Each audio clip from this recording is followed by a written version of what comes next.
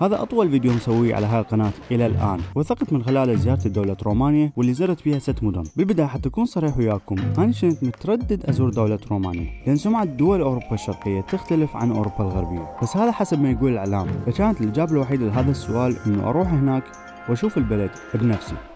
ما أدري شو هنا. أثقل مبنى بالعالم، نساء حسناوات واقفات قدام باب لا حد يتقرب مني. هذا كل اللي شفتوه واحنا بالوسط، لان جوانا هم اكو بعد. انا متاكد هالنسله بيها كحول. صباح الخير واهلا وسهلا بكم فيديو جديد ورحله جديده. اليوم انا بباريس الشرق رومانيا، راح اروح هناك اكو مكتب تاجير سيارات، اجر سياره منه نطلع نستكشف البلد كله. انا حاليا بصف المطار مال بوخارست. حلو انه تيجي الطيارات، حلو انه تيجي الطيارات بصفك يعني. هسه خلينا ننتظر الطياره. شوف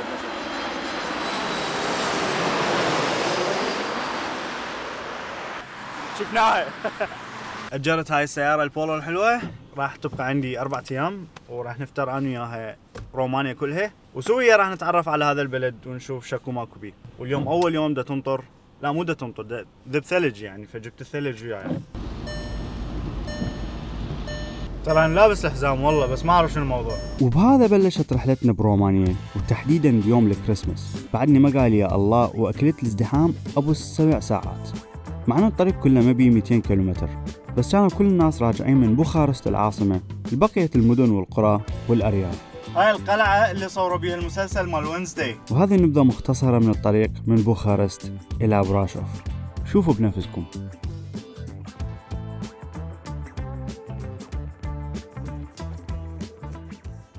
والآن وبعد عناء طويل وصلنا إلى براشوف، واحدة من أجمل المدن الرومانية، لا اللي برومانيا، ما أعرف إذا يسموها رومانيا أو لا. هسه وصلت سويت تشيكن وتقريبا صارت ب6 بالليل، وهسه مثل ما تشوفون كل ظلمة، فراح أحاول هسه استكشف ايش قد ما أقدر من المدينة بهالليل، لأن باكر لازم أكمل طريقي وأروح على مدينة ثانية يعني.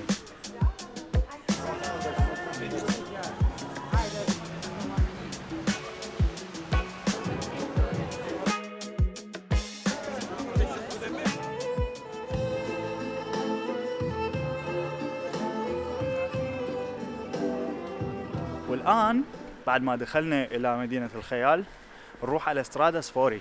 هذا واحد من أقدم الشوارع المدينة براشوف. طبعا صمموا هذا الشارع في حال صار حريق، فيسهل على رجال الإطفاء المرور من هذا الشارع، وفي حال إذا صار مثلا انفيجن يعني احتلال أو هيك شيء، فيمكن الناس من خروج من جهة إلى جهة ثانية يعني. بس إنه كلش ضيق، ومن تفوت بصف الناس يعني لازم هيك تحشيل نفسك حتى تفوت. شوف سقوف البيوت كلها مايله يعني، تقريبا واحد طاخ الثاني. شغلات بسيطه لكن كلش حلوه، كلش حلوه رومانيا.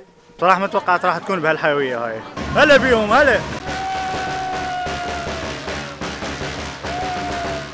ذولا يمارسون تقليد قديم كلش اسمه رقصه الدببه، وهذا التقليد يصير بنهايه شهر ديسمبر لطرد الارواح الشريره من المدينه. وبالمناسبة هذه هي جلود الدببة حقيقية متوارثة عبر الأجيال.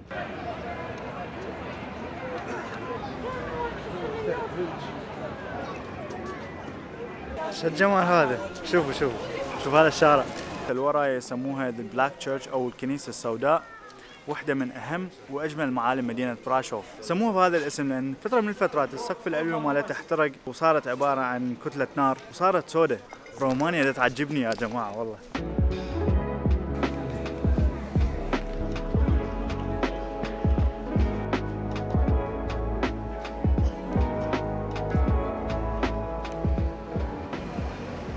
طبعا انا قابلت اثنين من مولدوفا بصف رومانيا، ودا يعلموني فشار بالروسي.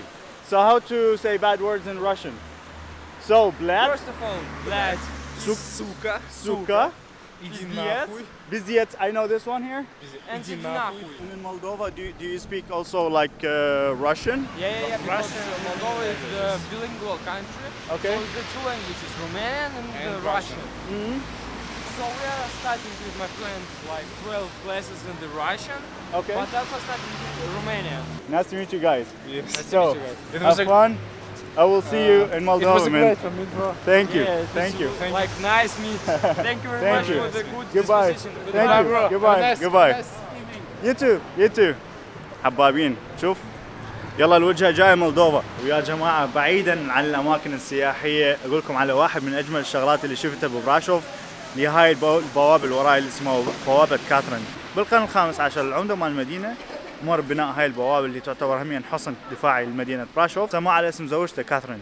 ومجرد ما تدخل هاي البوابة تحس نفسك دخلت القصة من عالم الخيال. الله على براشوف. طبعا انا هسه شفت اهم الشغلات اللي كنت رايد اشوفها، اللي هو هذا شارع صغير والكنيسة السوداء. وهسه نفتر بصورة عشوائية ونشوف شكو ماكو بالمدينة. وهاي احلى فقرة عندي، انه تضيع بشوارع هاي المدينة الحلوة. شوفوا هاي اللقطة، تحسون نفسكم دا تقرون كتاب ومخيلتكم دا ترسم لكم هذا الشيء.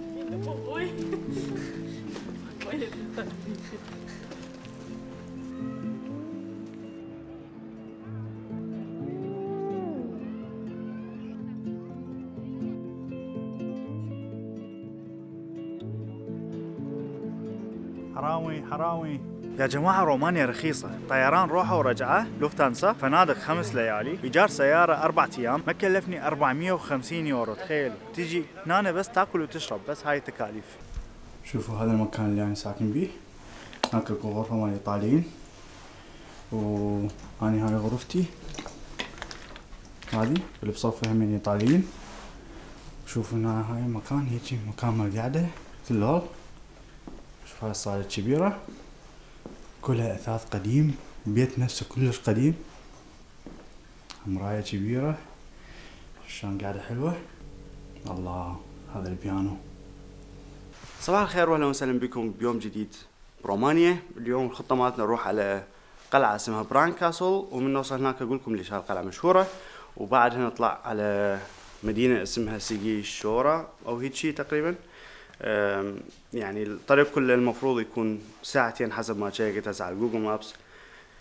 ان شاء الله ما ناكل لنا ازدحام معدل من هذا بالست 7 ساعات.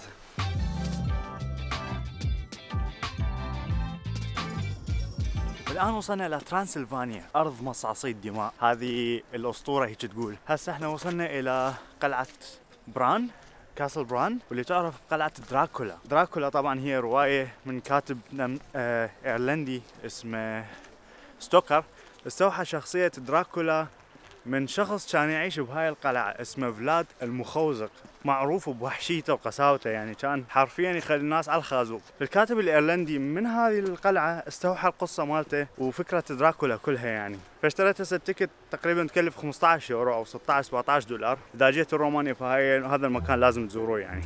قلعة بران ممكن تكون من اهم معالم دولة رومانيا كلها.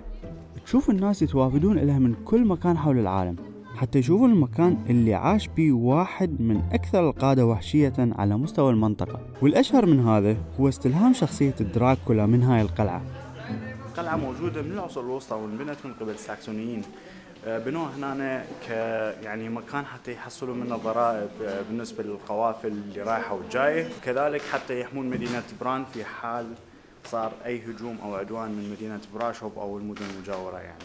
من الخارج شكل القلعة كلش حلو، وهاي القلعة تعتبر الرمز الوطني لأهل ترانسلفانيا، يعني الناس اللي عايشين هنا. شوفوا المنظر شلونه، قطع الثلج تخبل. شرفتش لا تندارين ظلي هيك. إذا تحبون تعرفون أكثر عن فلاد تيبس اللي هو دراكولا، أكو مسلسل عن نتفليكس مرة شفته بين أتوقع محمد الفاتح وفلاد تيبس اللي هو دراكولا. يعني راح يصوروكم المشاهد اللي كان يسويها فلاد بالناس، شلون كان يخوزقهم يعني. المنطقة حسب ما شفت بيها فنادق إذا الواحد حاب يبقى فترة أطول، لكن أنا جيت هنا بس حتى أزور القلعة. وداعا دراكولا، وداعا قلعة بران. بعد عندنا 3 مدن لازم نزورها، خليكم ويانا. بعد ما انتهت زيارتنا بالقلعة توجهت للمدينة الثانية. واحدة من الأشياء اللي كنت أنتظر أسويها كل يوم هو السياقة برومانيا. الطرق برومانيا أمينة والشوارع ممتازة والمناظر تتغير كل شوية، يعني أنصح كلش إنه تأجرون سيارة وتستكشفون البلد، لأن سياقة واحدة بهذا البلد إلها متعة خاصة. شوف مكان الفندق مالتي وين، صاعد له بالسيارة هسه، إن شاء الله ما نضرب السيارة لأن شوارع ضيقة راح تصير.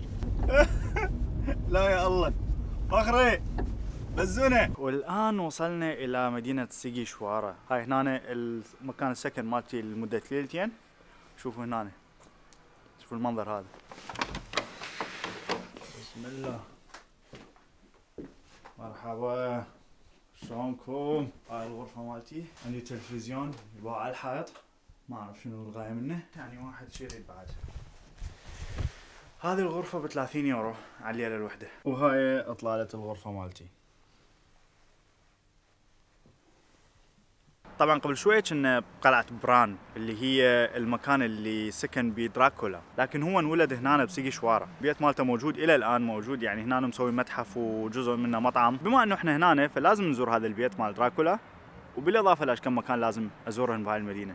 انا هسه بداخل البيت مال فلاد، هذا جزء من البيت مسوي مثل المحل يبيعون بيه سوفينيرز هدايا وهاي الامور. يعني طلبت سوب مسويه من الحليب وشحم البقر، هيك سوب انا بحياتي ما ماكله، بس طعمه بصراحه طيب يعني نوعا ما لطيف، كله ثوم، بس انه اسمنا اكلنا بيت اللي انولد بيه دراكولا خلص. واما الان اكلنا بيت دراكولا، بس هسه دا احس نفسي عباره عن ثومايه بدها تمشي بالشارع. يعني هسه الناس اذا شردوا مني انا كلش اتفهم هذا الموضوع. شرفكم توقعتوا رومانيا راح تكون بهالجمال هذا؟ أنا بصراحة ما توقعت، بصراحة كنت أتوقع إنه تعرف شرق أوروبا والبنى التحتية تعبانة ومن هالكلاوات هاي، والله جيت هنا قطف جيجارة ما تلقى بالشارع. شوف النظافة، شوف بس شوف هاي الساحات كلها ساحات تخبل هنا يعني، وهنا هاي قلاع وكنائس بعد واحد شي يريد، يعني شي يريد واحد والله. مدينة سيجي شوارع إلها جمالها الخاص، اهدأ بهواية من براشوف وبران. أنا أحب هاي المدن، تكون هادئة، ومثل هاي المدن تكون المكان الأمثل لتصفية البال وأخذ استراحة من صخب الحياة. شوارع من العصور الوسطى وحارات ملونة وضيقة من القرن ال16 تخليك تسافر عبر الزمن. أول خطوات لسلالم العلماء. أنا هسه حاليا بمكان يسموه سلالم العلماء، هذا سووه بسنة 1600 وكسور، سووه حتى يربط الجزء السفلي من الجزء العلوي من المدينة، ويسهل للعلماء اللي كانوا يدرسون بالمدرسة اللي فوق مرورهم بسبب نزول الثلج الكثيف اللي هنا بهاي المنطقة. يعني لا حد يتقرب مني، أهفه بثومة هسه. من تكونون برومانيا راح تشوفون التأثير الألماني على البلد، وسببه هو الألمان، وتحديدا الألمان الساكسونيين سكنوا بأماكن عدة برومانيا، ومدينة سيجي شوارع هي واحدة منهم، موجودة بها مقبرة ألمانية تابعة لهم. بصف الكنيسة موجودة هاي المقبرة اللي تعرف بالمقبرة الساكسونية، باعتبار انه الألمان الساكسونيين من جهة زاكسن هم اللي بنوا هاي المنطقة يعني، او هاي المدينة او اجزاء كبيرة منها، فاغلبهم مدفونين هنا. مكان ما تسمع بيه غير بس صوت العصافير. شوف لون الشمس هنا خرافي. حسيت غروب الشمس هناك كان مختلف عن أي مكان زرته، احتمال لأن مثل هالمدن تحسسك بالطمأنينة والسلام وراحة البال. تجيني بين فترة وفترة استفسارات عن الحياة بأوروبا والدراسة والمعيشة بيها. أنا اختصاصي سياحة، إذا حابين تجون لأوروبا لفترة أسبوع 10 أيام أسبوعين، المدة اللي أنتم حابين تجوها دزولي على الانستغرام وأنا أرسم لكم خطة سفر بالخطة اللي تناسبكم أنتم، يعني من مطاراتها إلى باصاتها ومحطات قطاراتها وإلى آخره. أرسم لكم خطة بالتفاصيل، وأنا كلش أفرح من واحد يدزلي يعني، بس إنه اختصاصي سياحة يعني، شغلات الدراسة والمعيشة والفيزا وهاي السوالف يعني مو اختصاصي. هذا آخر معلم من معالم نسيت اسم المدينة. طبعا هي كنيسة حلوة يسموها The Holy Trinity، بس يعني ما اريد اصير خبير براسكم، كل شيء ما اعرف عن هاي الكنيسة. انتم يعني اذا تجون على سيجي شوارع، هذا السيتي سنتر وراكم، تقدرون تستكشفوه كله بيوم واحد.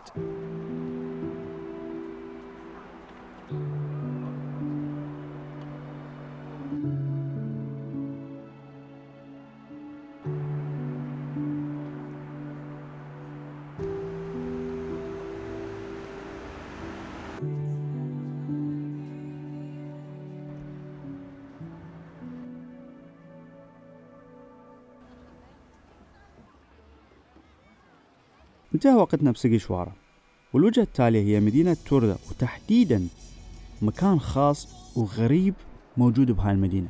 صباح الخير واهلا وسهلا بكم بيوم جديد من رومانيا. اليوم رايح على واحد من اغرب الاماكن اللي ممكن تشوفوها بحياتكم.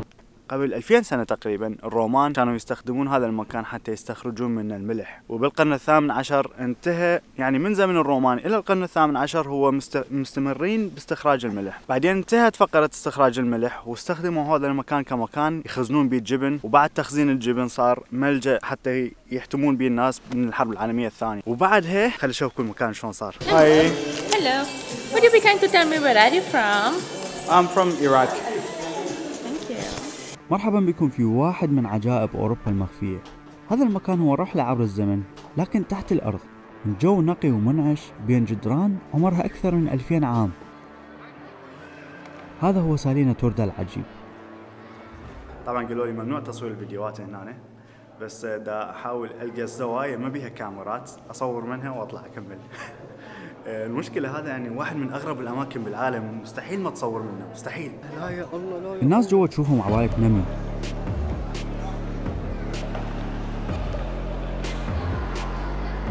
من منجم مال الملح، بعدين صار مخزن مال جبن، بعدين صار مكان يحتمون به من القنابل، واليوم بيدي لاب هوا، كراسي مال مساج، مسرح، منضدة، العاب مال اطفال، في ميني جولف. هذا شكله هم مزار هنا.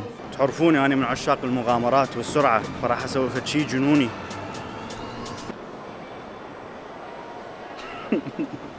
هذا المبنى عمقه 120 متر تحت سطح الارض، تخيلوا 120 متر، يعني انت من تكون هنا تحس نفسك بداخل فوهه عملاقه، حفره عملاقه وانت بداخلها. يعني هاي المنحوتات اللي تشوفوها ها كلها منحوتات طبيعيه بسبب الملح الموجود هنا. يعني شلون جمال صايره، شيء مو طبيعي.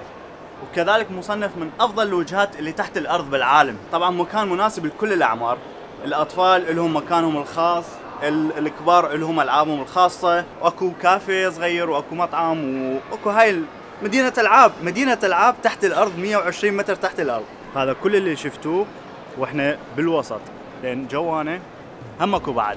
والأكثر غرابة يا جماعة إنه هذا المكان بيه بحيرة، تقدر تأجل لك قارب أنت وعائلتك وتطوف بحفرة عمقها 120 متر تحت سطح الأرض.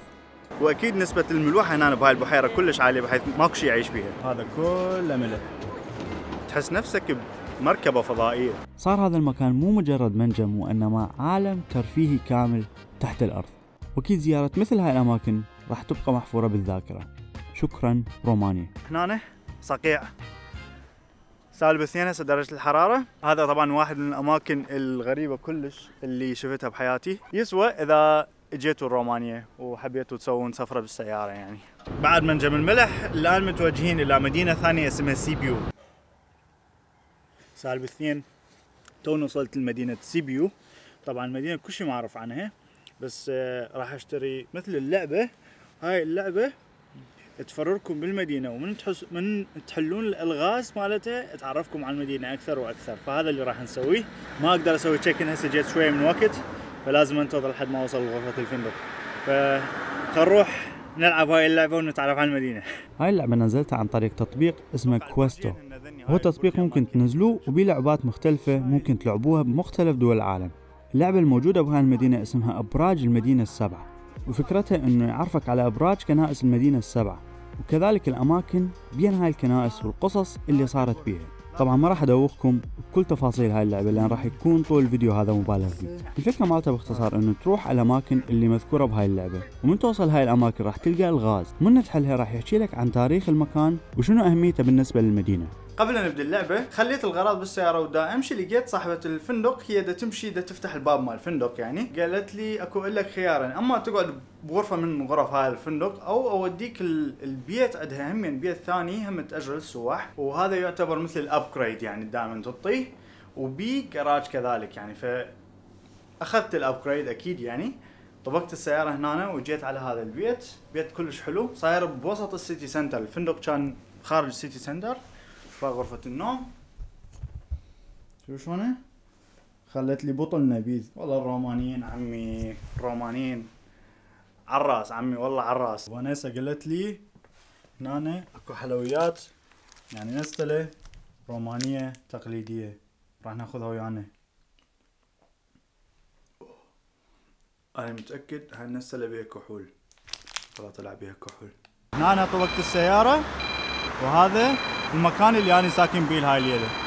وهسه راح نروح على نقطة البداية ومن هناك نبدي نستكشف أسرار هاي المدينة التي لا أعرف عنها شيئا.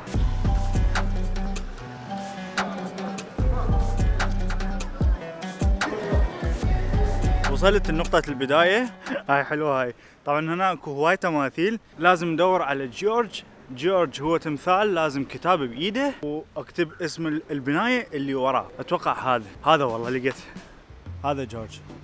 طبعا صار لي ساعة ادور على الاجابة ما لقيتها بصراحة، فقلت له يساعدني حتى القى الاجابة. اول فشل. وهاي المؤسسة اللي وراي ساعدت بالحفاظ على اللغة الرومانية، ورئيسه وهذا جورج اللي وقفنا قدامه. لازم نمشي هذا الشارع حتى ندور على برجين، وقبل ندور البرجين لازم نلقى مكان مال لقلق. وين اللقلق؟ اتوقع البرجين هن ذني. هاي البرجين مال الكنيسة. خلينا نشوف. صحيح هاي الكاتدرائية انبنت ب 1902. يا اخي فد معلومات مو طبيعية. طبعا هاي كان المفروض تنبني بسنة 1857 بس انبنت ب 1902. لكن الشكل مال الكنيسة ماخذين الفكرة مالته من الحاجية صوفيا اللي باسطنبول. وهذا المكان كانت اكو 8 بيوت وكنيسة اغريقية اضطروا يفلشوهن حتى يبنون هاي الكنيسة فوقاها. ومع ذلك الأسترو هنغاريان آرمي اضطر انه يموع اجراس الكنيسة حتى يسووها اسلحة. اوكي لازم هسه اكمل الطريق. قول لي لا توقف لحد ما تشوف نساء حسناوات واقفات قدام باب. تماثيل يعني مو حقيقة. شو فايت لي حقيقة، بس المهم تماثيل وواقفات قدام باب. فاني هسه راح اكمل لحد ما اوصل ذني الحسناوات. حسناوات رومانية. حسناء رقم 1، حسناء رقم 2. هذا لقيت المكان كاسسو كارياتيدا وطلع صحيح بس ما اعرف ما صور عندي. شنو هذا المكان اللي انولدت به هيلينا اوف تروي. سيبيو سابقا كان اسمها هيرمانشتات وانبنت من قبل الساكسونيين الالمان، فاغلب الاسماء هنا كذلك المانيه يعني فرانس يوزف ومن هالسوالف. شوف الجمال. بس الشايل بايده كتاب، لازم نقرا عنوان الكتاب. Can you read the book title؟ والله ظلمه بصراحه. ظلمه. تويتش؟ نوب غلط، بس والله ظلمه يا حبيبي والله ما اقدر اقرا لك. ماكو هيك قصص، ماكو هيك قصص. بين مدينه سيبيو ومدينه بستريتا كانوا يتنافسون بكل شيء، واحد يريد يصير احسن من الاخ. وواحدة من المنافسات اللي كانت بيناتهم منو يبني ابراج كنائس اعلى. اهل سيبيو اللي انا موجود بيها سمعوا انه بديك المدينه دي يبنون كنيسه اعلى او دي يبنون برج اعلى من الابراج الموجوده هنا، فدزوا عمال 2 متخصصين حتى يقيسون علو البرج بذيك الكنيسه. فصعدوا بالليل متخفين وبحبل قاسوا طول البرج. تمت المهمه، راحوا لقوا لهم حانه قديمه، شربوا لحد ما سكروا. طبعا هم بذيك المدينه وافشوا كل اسرارهم. ذولاك ما سووا شيء، ذولاك قصوا من الحبل مترين بس. فاجوا هنا وبنوا هذا البرج اللي ورايه، بس هو بعده اكثر بمترين من ذيك المدينه. ما ادري شكو هنا.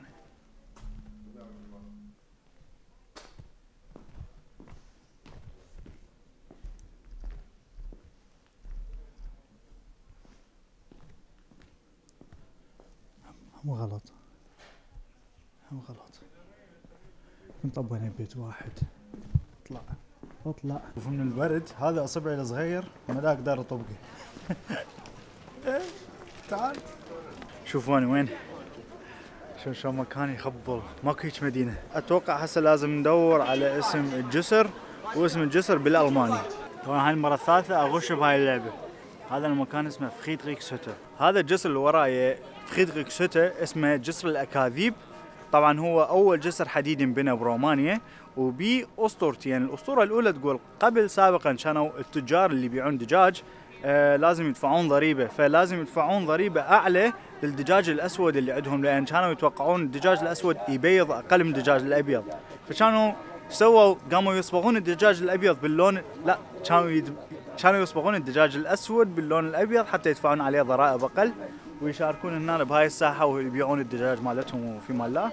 والاسطوره الثانيه تقول كانوا الناس الحبشيه سابقا يجون هنا يوعدون على حب ابدي والى اخره، فكل ما يوعدون على حب ابدي وما يوفون بعدهم يتقلص حجم هذا الجسر وبيوم من الايام هذا الجسر راح يوقع من كذبه كلش كبيره. اني ما مسوي هيج فيديوهات ابد، فاذا عجبتكم الفكره قولوا لي حتى اسوي لكم بعد من هاي الفيديوهات.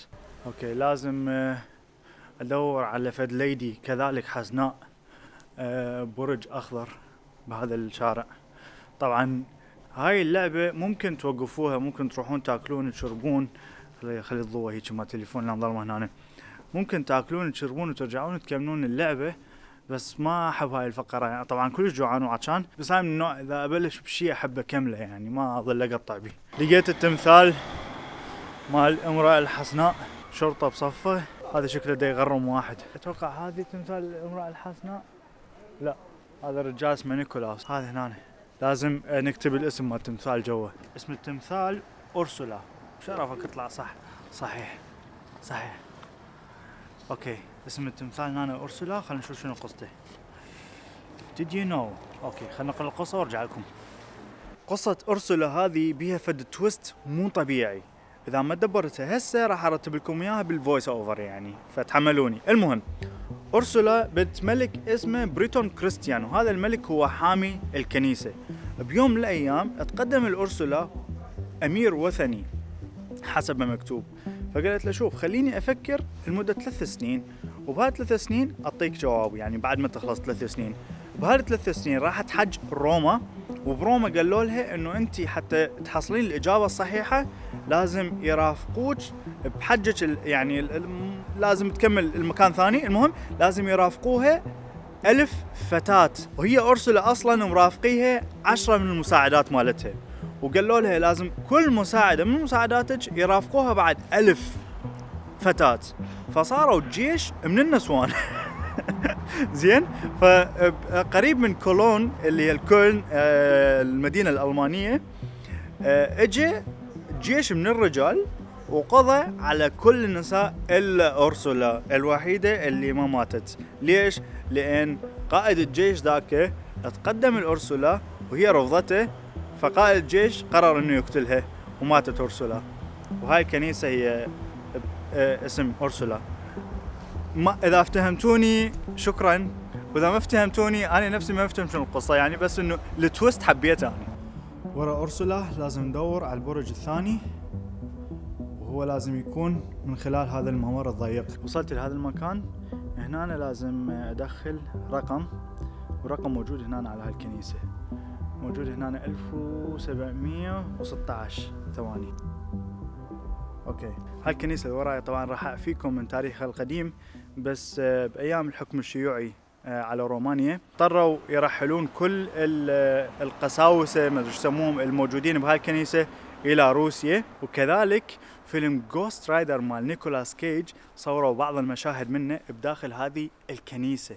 طبعا ما اقدر ادخلها لان اكو مثل قداس او فد شيء هيك بداخل الكنيسة دا اسمع صوت، بس انه نيكولاس كيج وفيلم الجوست رايدر صوروا بعض المشاهد بداخل هاي الكنيسة. هذا الشارع انا ما شايف الفيلم بصراحة يعني، فاحتمال راح تشوفون فد شيء من هذا الشارع بالفيلم.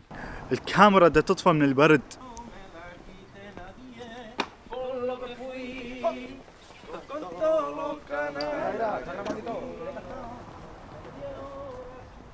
اوكي لازم هسه نمشي من وراه وندور على الاسم على النجمة الرابعة. 1 2 3 4 هذه النجمة. Silviu Purcălete, ăsta e de la Craiova. That's right. Yes, of course. Yeah. I'm looking for this name. Yes, it's a great theater Right. regisseur.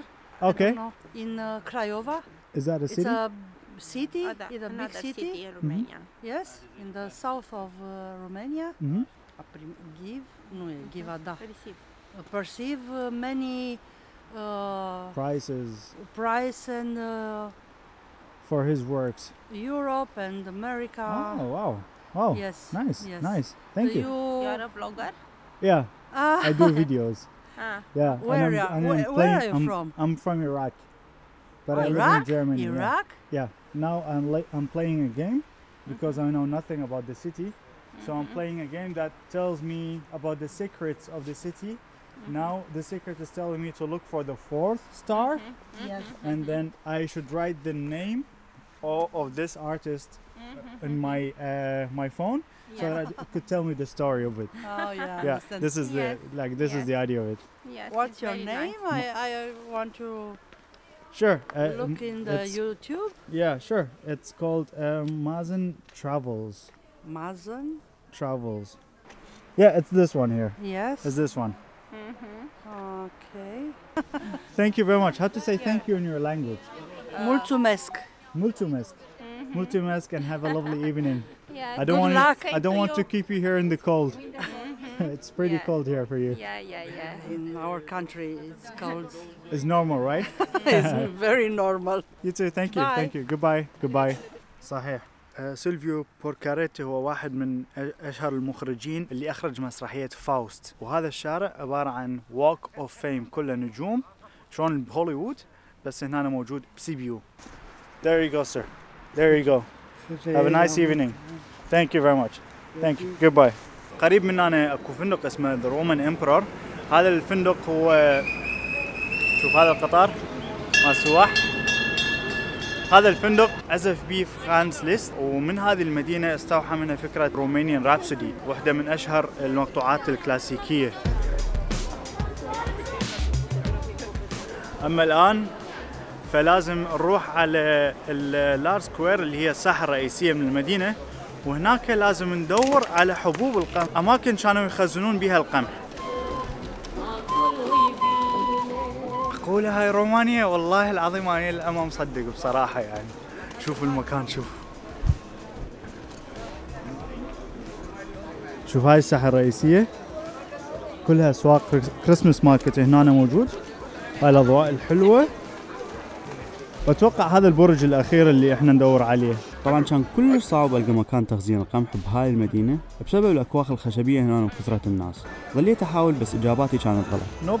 لكن المكان الأخير يحكي لكم عن قصة المدينة وشلون كلها تأسست. صباح الخير، بس خلي أكمل لكم القصة الأخيرة مال رحلتنا والبارحة. القصة الأخيرة من رحلتنا هي قصة استيطان المدينة الهيرمنشتات، أو سيبيو اسمها كان قبل هيرمنشتات. اجوا الساكسونيين الألمان لهالمنطقة واستقروا بيها وشافوا بيها أمل، إنه أمل البقاء هنا بشرق أوروبا. فبيوم من الأيام إجا الملك الهنغاري حتى يشوف الواصلين الجدد شو يسوون ما يسوون، شو يحتاجون ما يحتاجون. رئيس القبيلة خلينا نقول اللي اسمه هيرمان قال للملك إنه إحنا طلبنا شيء واحد، طلبنا إنه نبني حصن خاص بينا بمساحة جلد ثور. فالملك ظل صافن، شنو تبني لك حصن على جلد ثور، يعني بقعة مال جلد ثور؟ قال له أوكي أمنحك هذا طلبك. فراح هيرمان لأنه هو باعتباره صانع جلود وأحزمة ماهر، راح جاب جلد ثور كبير وقصقصه شرات صغيرة صغيرة صغيرة بالحد ما صار فد يعني شلون نقول لكم فد حزام كبير، وحاط بيه المدينة. الملك والبلاط مال الملك كلهم انذهلوا من هاي الفكرة، فمنحها بالفعل المدينة هذه اللي احنا موجودين بها اللي هي سيبيو، كان اسمها سابقا هيرمنشتات. وانا هسه راح اكمل الى محطتنا الاخيرة بوخارست. بوخارست العاصمة كبيرة كلش، والمدينة وحدها يراد لها فيديو خاص بيها، لكن رحت لهناك لغرض شيء واحد فقط. اهلا وسهلا بكم من العاصمة الرومانية بوخارست. توني وصلت هنا من مدينة سيبيو، طولت الرحلة تقريبا 4 ساعات وشوية بالسيارة، وهدف جيتي هنا هو زيارة مبنى البرلمان او بيت الشعب. هسه احنا بطريقنا الى ابرز معلم بالعاصمة الرومانية بوخارست، وكذلك واحد من اكبر الابنية الادارية بالعالم. اول ما تشوف المبنى راح تنذهل من عظمة البناء. هذا البرلمان الروماني، من عرفت انه هو ثاني اكبر مبنى اداري بالعالم من بعد البنتاغون الامريكي، واثقل مبنى بالعالم، وزنه اكثر من 4 مليار طن. فمن عرفت بهاي المعلومات فقلت له اوقف أنا جاي. أنا هسه بداخل مبنى البرلمان، جيت أشتري تيكت، فقال لي التيكتس all tickets are sold out. خلوا بالكم إذا حابين تجون هنا وتفوتون جوا بداخل المبنى، اشتروا التيكت قبل أيام أو قبل أسابيع، ما أعرف، أنا ما كنت مخطط أشتري تيكت، قلت أطب جوا واشتري التيكت يعني أكو أمل. رحت له قلت له بعد أخوك أنا جاي، ساق لك كذا ساعة يعني حرامات ما حصل تيكت. فقال لي شوف ابقى هنا فد نص ساعة وخليك على الويتنج ليست يعني، ومن اذا اجى كانسليشن يعني او شيء اصيح اسمك. لهذا وخلص. طبعا المبنى ابد مو قديم، يعني هو بلشوا بناءه بسنه 1984 وطول عندهم 13 سنه بناء، بيه اكثر من 14 طابق. شفتوا الطوابق اللي فوق؟ اكو 8 طوابق جوا القاع.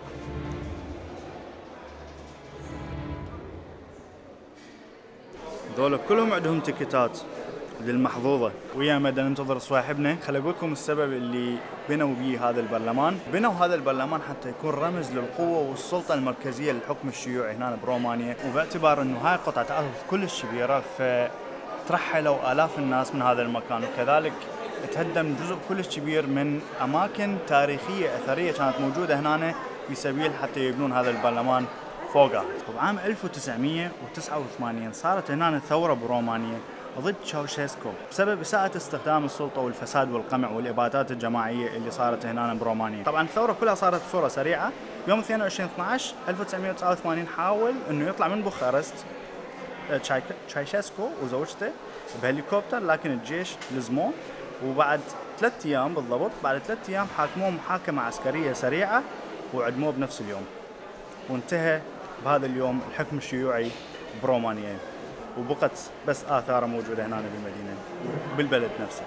ما حصل التكت للأسف حتى أدخل هذا المبنى العظيم، بس مع ذلك كلش تونس برومانيا. رحنا على براشوف، رحنا على قلعة بران دراكولا، رحنا على سيغيشيورا، رحنا على سالينا توردا، رحنا على سيبيو، واليوم احنا ببوخارست. هذا كله ب5 أيام.